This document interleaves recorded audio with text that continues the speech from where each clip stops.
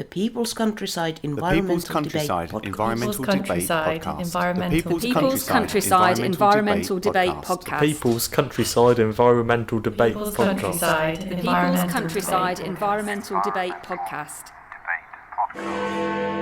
How much of human life is lost waiting? Is the pursuit of diversity putting at risk excellence? Are the best people getting the key jobs if we are playing the diversity card too readily? This is the People's Countryside Environmental Debate Podcast with him, William Anklo, and you, Stuart the Wild Man Mabbott. And we're going to get straight into it today. And this podcast format is listeners send in questions. We don't see them before we press record. And we don't prepare.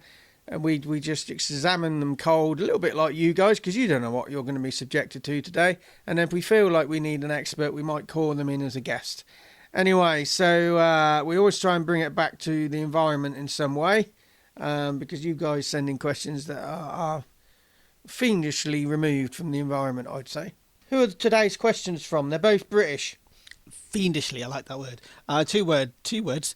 Two questions. The first question is from Brenda in Northumberland, England. I'd love to know where they are in Northumberland. Nice part of the world. I say that every time, right? So Brenda's question is... Who's the other question from? We said two questions. Oh, two questions, yeah. The second question, I was going to leave that till later, but it's from Gary from Hull in England. Now, we were talking just off air there. It's what county is Hull in now? It was in Humberside, wasn't it? Mm. And Yeah. I said North Yorkshire, but it's not North Yorkshire. I think it's South Yorkshire now, isn't it? Yeah. Anyway, Crack on. first question from Brenda then is how much of human life is lost waiting? I think quite a lot, but there's a lot of waiting. Depends on what sort of waiting you're talking about, because there are various types of waiting. One is waiting for the train. One is waiting for the kettle to boil, and one is waiting for the right moment. They're very different things, aren't Procrastination. they? Yeah, procrastination. Waiting for the right moment. Is there ever a right moment, do you think, Stuart? There may be better moments. I think that there are scenarios where choosing your moment so that what you're saying is received best. That's strategic. But waiting, I think what you're talking about here, Brenda, is when people putting off, and I get on after I've had a cup of tea. Yeah, you know what I mean. I'll put a mantra in that my mum had, and I said at her memorial, if you remember, I'll have a cup of coffee and then I'll start. Yeah. Which meant you would never do it. Yeah, how much of life is lost waiting? A lot of it, but there are different types of waiting. Some forms of waiting is better than others. It's like when you're playing chess. You have to wait for your opportunity. I think only most of our time is spent waiting. Because even preparation is filling your time while you're waiting for the opportunity. You might be waiting to go on holiday. You might be waiting to go to that concert. You might be waiting to get divorced. You might be waiting for the podcast to start. You might be waiting for one of us to make an actual succinct point about the question that we're discussing. Yeah, I think a lot of life is spent waiting, but there are different types of waiting. Next question. Next question is from Gary in Hull. Gary's question, thank you very much, Gary, is the pursuit of diversity putting at risk excellence? Are the best people getting the key jobs if we are playing the diversity card too readily? Interesting when I've thought this. Sometimes I do wonder, I do see some appointments and I think, regardless of skin colour, I do think somebody else would have been better at this. And you sometimes do feel somebody is somewhere because it is a token gesture. But there's also the school of thought, I often mention this, about the book called Hidden Life of Trees, and it talks about a natural woodland that colonises, say an oak woodland.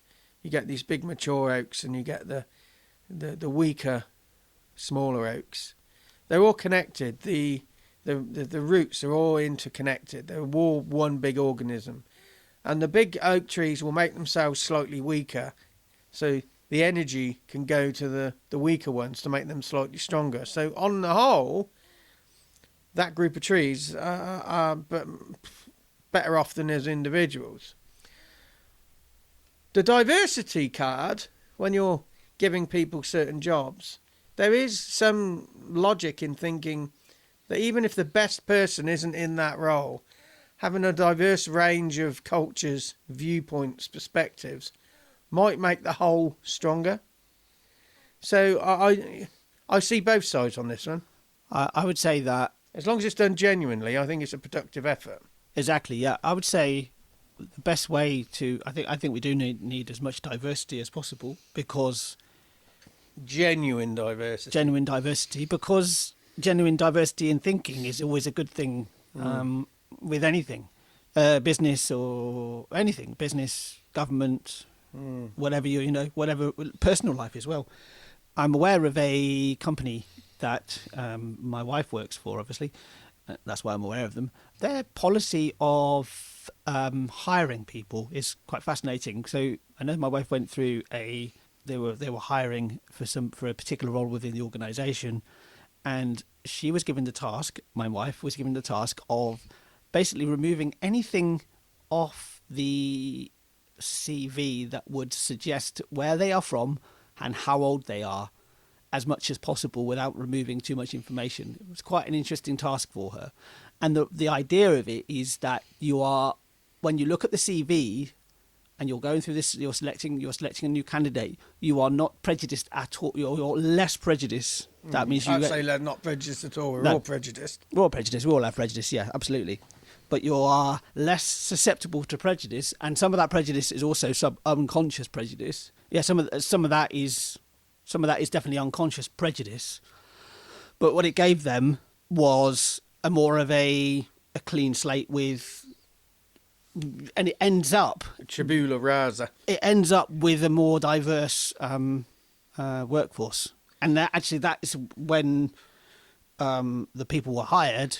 There is now a pretty diverse work team. And my wife talks about her job quite a bit because she really enjoys working for the company she works for.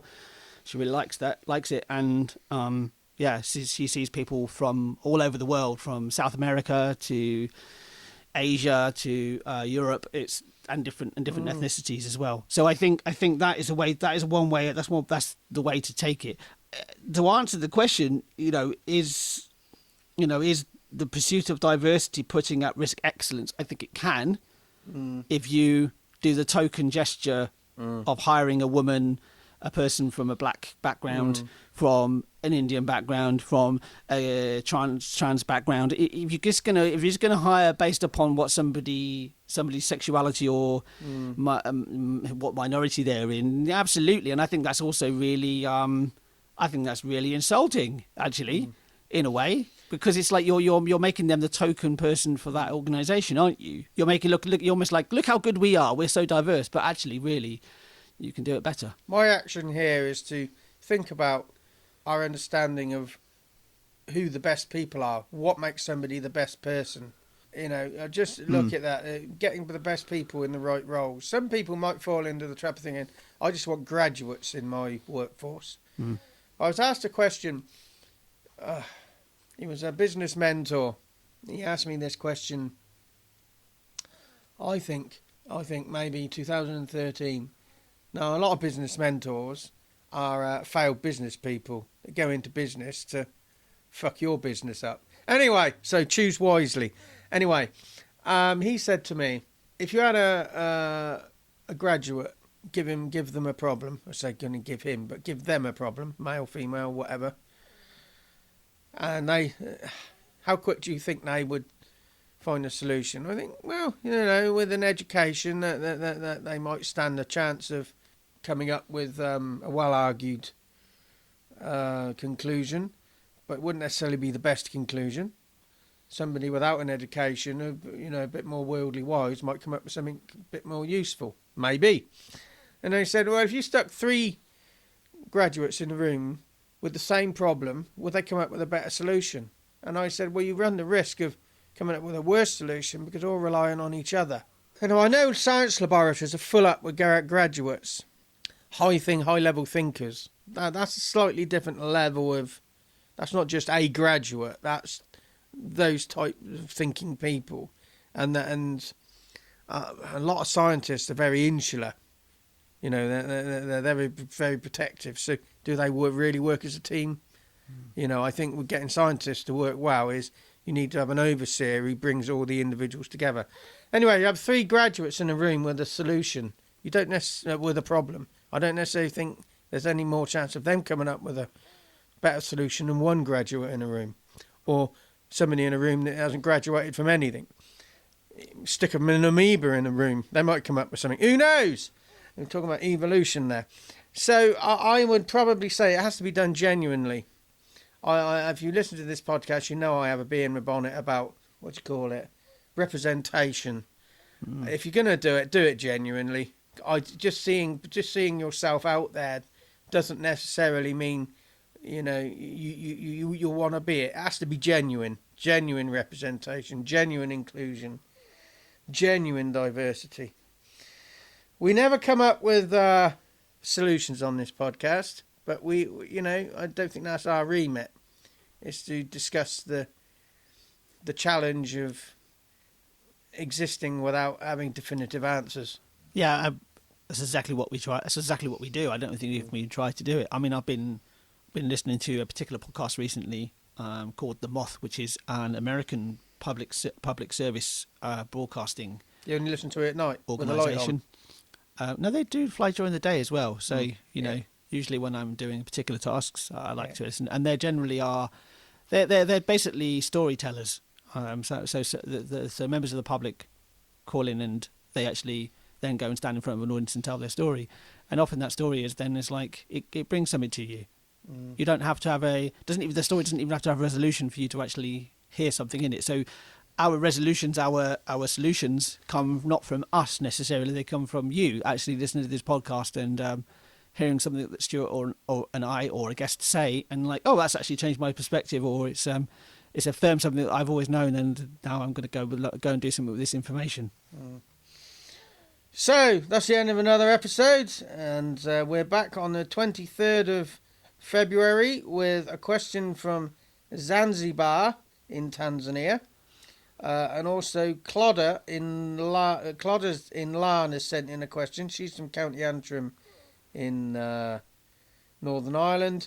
On the 2nd of March, we have Jennifer's back from Panama, and your favourite, Debs from Didcot in Oxfordshire, England. She's back. She scares me. Debs really scares me.